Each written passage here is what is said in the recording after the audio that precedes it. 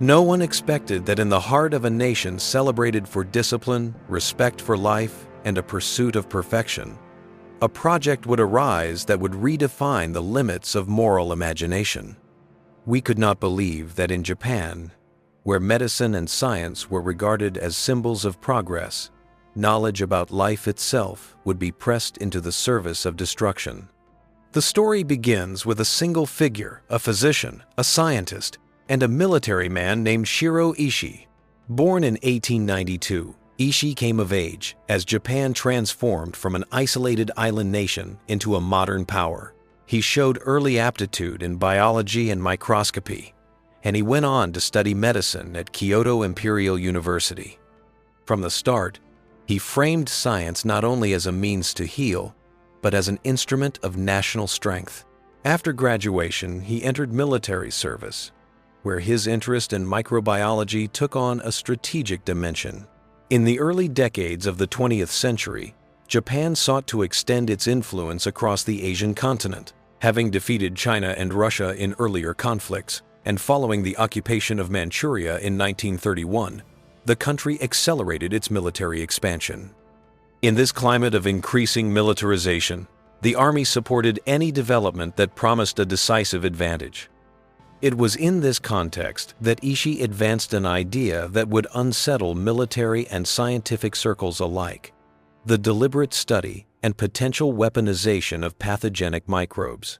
Ishii argued that microbes could accomplish what tanks and planes could not. In his vision, future wars would be fought not only with steel and ordnance, but with invisible agents that moved through populations. He studied historical epidemics, modeling how infection could alter the balance of power, and concluded that controlled dissemination of disease might become an instrument of strategic value. At first, his proposals were dismissed as extreme. Yet Ishii found patrons among high-ranking officers who saw in his work a form of cutting-edge warfare. He was authorized to form a research unit attached to the Kwantung Army in occupied Manchuria. Officially charged with protecting troops from disease, the unit nevertheless served as a cover for experiments aimed at understanding and, ultimately, manipulating infectious agents. Construction began on the outskirts of Harbin in 1932. The facility was given a neutral title, the Epidemic Prevention and Water Purification Department, a label that implied humanitarian intent.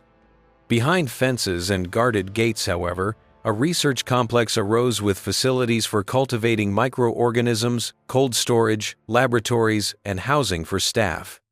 The site was designed with an unusual degree of secrecy. Access was tightly controlled, and even many Japanese officers were denied entry. Ishii combined personal charisma with methodical planning. He laid out specifications for sealed laboratories and sophisticated ventilation systems designed to prevent accidental release. He framed the project as a mission of national survival, arguing that the needs of the state outweighed individual moral constraints. In private notes, he wrote that genuine progress required confronting uncomfortable truths about life and death. To some of his collaborators, this rhetoric was persuasive. To others, it offered an intellectual rationale to set aside doubts. As the facility expanded, it attracted professionals from top institutions: doctors, microbiologists, engineers, and technicians. Many were young scientists offered the chance to participate in work presented as both pioneering and patriotic. Reports and data were labeled secret and routed directly to military authorities in Tokyo. For the local population in Manchuria, the compound remained an opaque military presence. Trucks arrived and departed without markings, and the perimeter was patrolled day and night. Rumors circulated, but the true nature of the project remained hidden behind official euphemisms. Within the compound, the focus moved from defensive research to a broader program of applied microbiology. Teams worked on cultivation and preservation of pathogens, methods for transport and storage, and early concepts for dissemination. The infrastructure grew to include animal facilities, experimental fields, and logistical support, the components of a full-scale scientific town built for one purpose. Funding and political endorsement increased, and Ishii's authority solidified. He rose within the military medical hierarchy and gained direct lines of support from powerful officials. The language used to describe the work emphasized prevention and hygiene, yet the operational reality diverged. What was publicly framed as preparation against epidemics also included systematic efforts to learn how infectious agents behaved under varying conditions, how they could be contained for study, and how they might be deployed. The distinction between study and application narrowed as research goals aligned with military strategy. A discipline once oriented toward healing was reshaped by the imperatives of national security. Secrecy was enforced through administrative measures and a culture of obedience. Personnel were instructed to view their work through the lens of duty. Many accepted the framing of service to the nation. Some who harbored moral reservations learned to suppress them. The command structure discouraged dissent, and curiosity about the full extent of the program invited reassignment or silence. Outside the compound, the wider international community focused on other geopolitical threats. The existence of such a program in Manchuria elicited little immediate scrutiny. By the mid-1932s, the site had acquired a name in shorthand among insiders. Unit 731 became a label for a system that combined research capability with operational secrecy. The scale of the enterprise, its technical sophistication, and its integration with the military apparatus made it an anomaly. It operated at the intersection of science and strategy, a place where theoretical ideas about warfare and practical scientific methods converged. The emergence of Unit 731 posed difficult questions about the role of science in wartime. It revealed how medical knowledge, when detached from ethical constraints and subordinated to nationalist aims, could be repurposed for harm. The project's momentum was driven by a set of beliefs that technological mastery would secure national survival, that scientific progress justified sacrifice, and that the ends could justify the means. No one outside that perimeter imagined how deeply these convictions would shape research in the years to come. The complex in Manchuria was not a conventional military installation, nor a typical laboratory. It was a hybrid institution, organized for a modern kind of conflict in which biological processes might be leveraged as instruments of power. For those who would later study this chapter of history, the most troubling fact would be not only the experiments themselves, but the transformation of medicine's purpose into a component of state strategy. This is where the story began. In a laboratory town behind barbed wire, under the direction of a single man who believed that the future belonged to those who controlled life at its smallest scales. The implications would outlast the war, and the memory of what occurred there would resurface only decades later, challenging assumptions about science, responsibility, and the costs of pursuing national advantage. By the late 1932s, the facility near Harbin had become a miniature empire dedicated to the study of disease. Officially, it remained the Epidemic Prevention and Water Purification Department, but within the military, its real name, Unit 731, was well known. It was the largest and most secret scientific installation in Asia. The base stretched over several square kilometers, containing laboratories, housing for researchers and soldiers, incineration plants, greenhouses, and test fields. It was surrounded by double fences of barbed wire and patrolled around the clock. The entire area was sealed off from the outside world. Shiro Ishii ruled this complex with absolute authority. He combined the rank of a general with the influence of a chief scientist. To him, the facility represented the future of Japanese science and the ultimate weapon of the empire. His subordinates viewed him with a mixture of respect and fear. He was known for his tireless work ethic and for the belief that science could not advance without risk. Under his leadership, every procedure, every experiment, and every report served a single purpose: to transform microbiology into a weapon system. The laboratories were among the most advanced in Japan's empire. They were equipped to cultivate large quantities of bacteria, plague, cholera, anthrax, typhoid, and others. The researchers focused on understanding how these agents could survive in various environments and how they might spread between populations. Each discovery was cataloged and documented in coded reports. The scientists viewed their work as both a patriotic mission and a contribution to global knowledge. Few among them considered the ethical boundaries they were crossing. Most regarded themselves as pioneers of a new science. Outside the laboratories, engineers designed devices for delivery. Aircraft were modified to disperse bacterial agents over test fields, and special ceramic containers were created to protect microbes from heat and impact. The unit conducted environmental studies on wind patterns, humidity, and soil conditions to determine how diseases could travel naturally.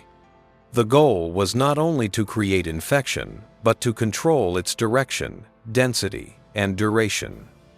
Ishii called it strategic epidemiology, the art of commanding disease as if it were an army. Within the compound, the sense of isolation deepened as the project grew. Families of staff lived in guarded quarters. Letters were censored, and all communication with the outside world required authorization. Secrecy became a way of life. Even many of the workers did not know the full scope of what was being done in adjacent departments. Each team operated in partial blindness, completing assigned tasks without seeing the whole picture.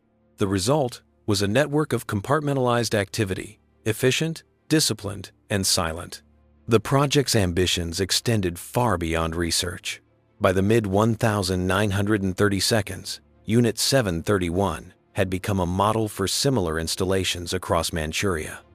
New divisions appeared, Unit 100, Unit 1644, and others, each specializing in different aspects of biological warfare, from animal-borne infections to crop contamination. Together, they formed a hidden network of laboratories linked by Ishii's leadership. Reports flowed between these centers, coded and signed with pseudonyms. The empire of disease had taken shape. The Japanese military leadership viewed Ishii's work as a strategic asset. They believed that biological weapons could provide an advantage in conflicts where conventional arms were limited. While Western powers focused on chemical warfare, Japan aimed to perfect something more elusive, a force that could destroy armies without revealing its origin. The official doctrine described the program as defensive, yet the scale of production suggested otherwise. By 1939, Ishii's facilities could produce large quantities of pathogens for field testing. The line between research and preparation had all but disappeared. As World War II expanded, Unit 731 became even more important to Japan's war plans. The Pacific conflict drew global attention, leaving the activities in Manchuria largely unnoticed. Ishii used this distraction to expand his operations. Additional laboratories were built, and production capacity increased. The project gained high-level protection within the government, making it nearly untouchable even by other branches of the military. Within the facility, discipline was strict and hierarchy absolute. Orders came from the top and were carried out without question. Ishii emphasized the importance of secrecy as a matter of national security. He often reminded his subordinates that they were engaged in a mission that would decide the future of the empire. To many of them, his words had the tone of prophecy. They believed they were building a weapon that would prevent Japan's defeat and guarantee its dominance in Asia. At the same time, unease began to grow among a few members of the scientific staff. Some researchers privately questioned the morality of their work and the purpose of certain experiments, but fear and loyalty silenced them. In the environment Ishii created, questioning orders was seen as betrayal. The isolation of Manchuria and the power of military authority ensured compliance. Those who wished to leave found that departure was nearly impossible. The knowledge they possessed was considered a state secret. By 1940, Unit 731 had reached the height of its capability. It could produce pathogens on an industrial scale and test them under controlled conditions. The data gathered from these operations was considered among the most valuable in Japan's military archives. In Tokyo, Ishii was praised as a visionary. He received medals, promotions, and full autonomy to continue his work. Few questioned the long-term consequences of his discoveries. The world outside remained unaware. Reports of Japan's research in biological warfare were dismissed as rumors. International observers focused on Europe, where the war had taken on catastrophic proportions. The remote plains of Manchuria seemed far removed from the centers of power. In this shadow, Ishi's empire flourished. Yet behind the efficiency and order lay the seeds of collapse. The very secrecy that protected Unit 731 also isolated it from reality. Its scientists lived in a closed world where ambition overruled ethics and success was measured only by effectiveness. They did not foresee that the forces of war itself, the defeats, the shifting alliances, the relentless advance of opposing armies, would soon render their work meaningless. By the dawn of the 1942nd, Unit 731 had become a hidden monument to human ambition and moral blindness. The laboratories were filled with data, formulas, and samples that represented years of effort. Ishi's empire stood at its zenith, a place where science served power, and progress had lost its conscience. The outside world still saw nothing. No one could imagine that in the quiet countryside of Manchuria, a new kind of weapon was being perfected, one not forged from steel, but born from life itself. By 1942, Unit 731 had reached the height of its operations. The Harbin complex functioned with the precision of a military city. Trains and trucks arrived daily, bringing supplies for research. Inside, scientists worked long hours, recording data and refining techniques. For a time, the war felt distant. But by 1943, that illusion was gone. Japan's early victories turned to costly defeats. In the Pacific, the Navy suffered heavy losses. In China, resistance strengthened. Supplies dwindled, yet production continued as if the project could defy the reality of war. Inside the compound, many still believed Japan's ultimate weapon might change the outcome. Shiro Ishii remained confident even as the empire crumbled. He believed that the knowledge gained through his work would preserve Japan's power after the war. In meetings with senior officers, he insisted that scientific research was the key to national survival. His reputation as a visionary shielded him from scrutiny. But outside, defeat was approaching. American bombers devastated Japanese cities, and Soviet forces gathered near Manchuria. The empire that once dreamed of dominance was collapsing. Rumors spread inside the facility that it would soon be dismantled. Orders arrived from Tokyo. If the Soviets advanced, everything must be destroyed.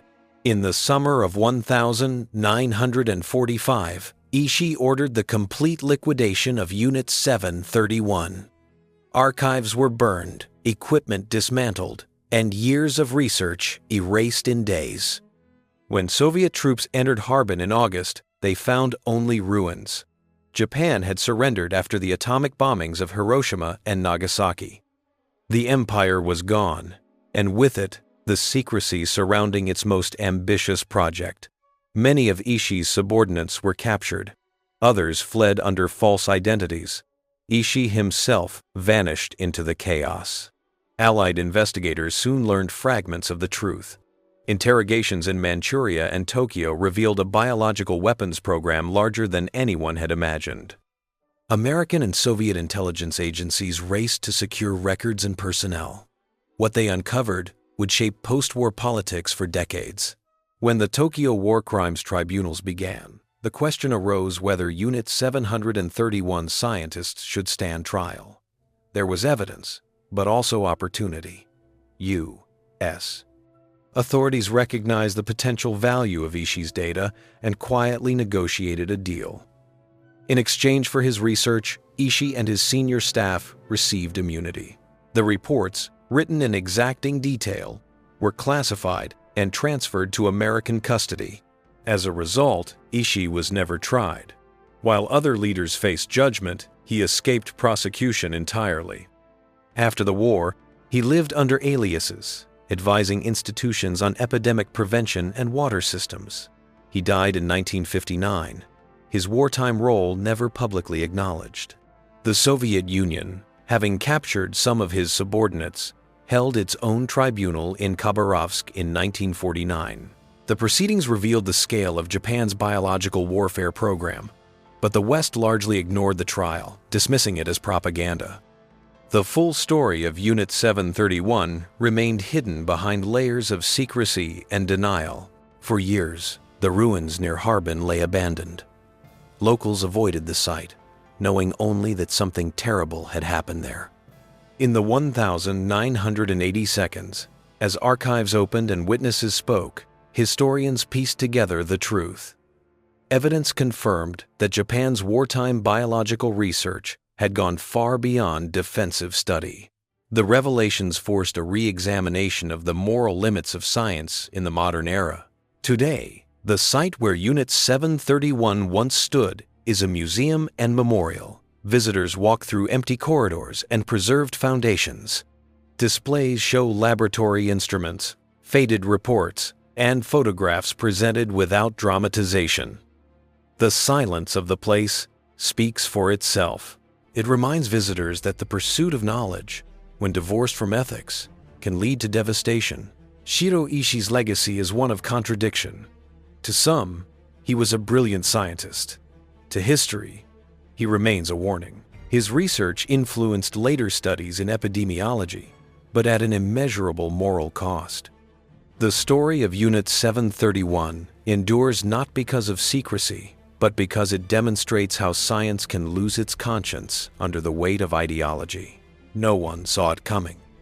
No one imagined that laboratories built to protect life would become instruments of its violation. The legacy of Unit 731 is not merely a wartime account, but a lasting reminder of the fragile line between discovery and destruction, and the price humanity pays when that line is crossed.